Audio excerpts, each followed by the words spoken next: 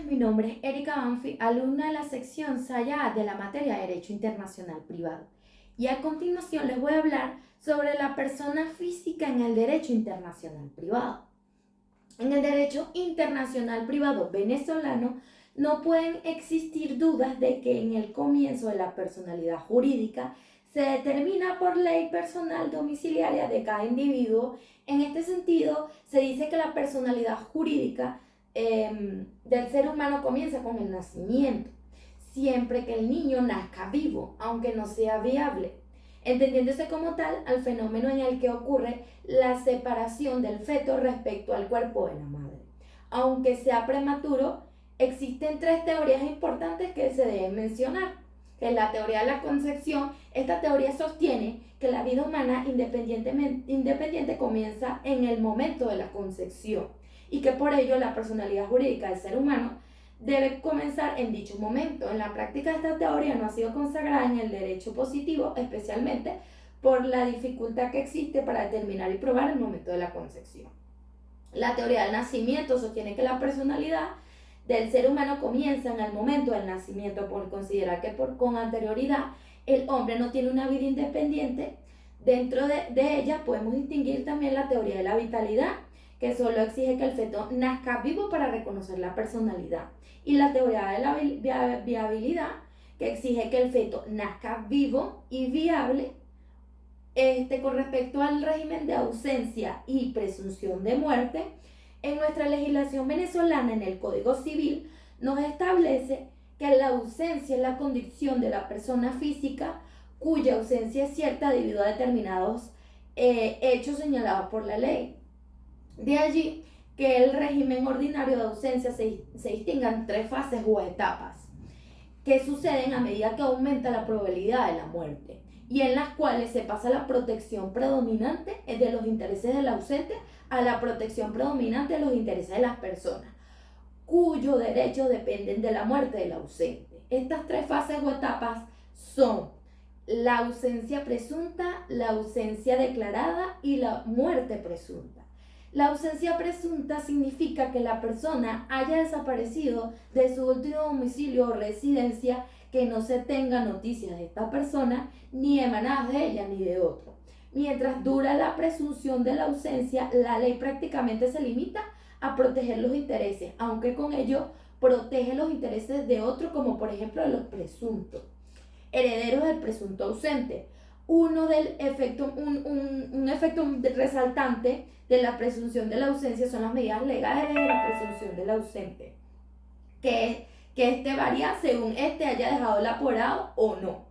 Con respecto a la ausencia declarada, la declaración de la ausencia presupone que hayan transcurrido 2 años de ausencia presunta.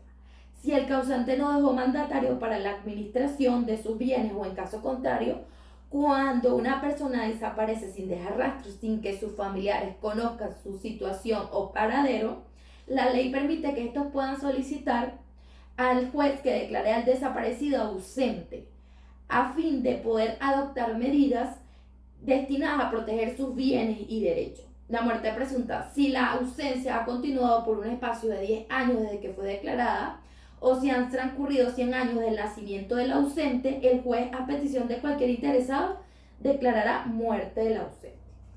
Con respecto a la interdicción e inhabilitación, la interdicción es la privación de la capacidad de negociar en razón de un estado habitual de defecto intelectual, agrave o de condena penal. Con respecto a la inhabilitación, consiste en una privación limitada de la capacidad negocial en razón de un defecto intelectual que no sea tan grave como para originar la interdicción.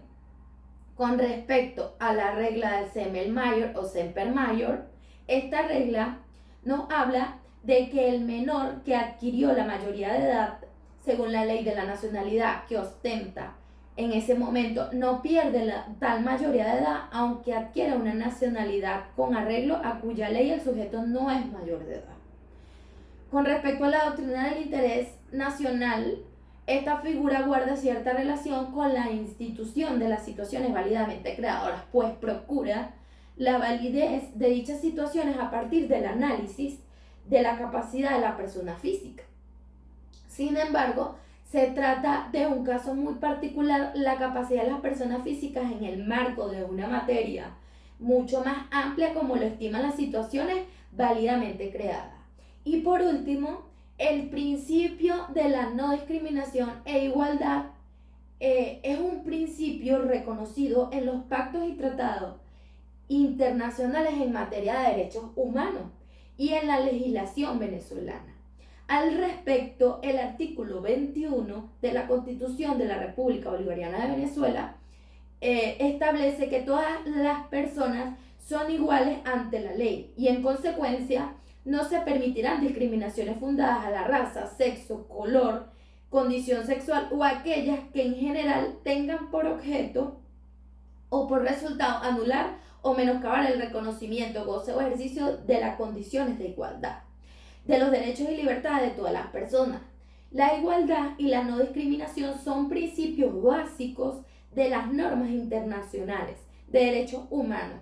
Toda persona, sin distinción, tiene derecho a disfrutar de todos los derechos humanos, incluidos el derecho a la igualdad, de trato ante la ley y el derecho de ser protegido contra la discriminación por diversos motivos, entre ellos la orientación sexual y la identidad de género. Esta ha sido toda mi exposición. Gracias por su atención.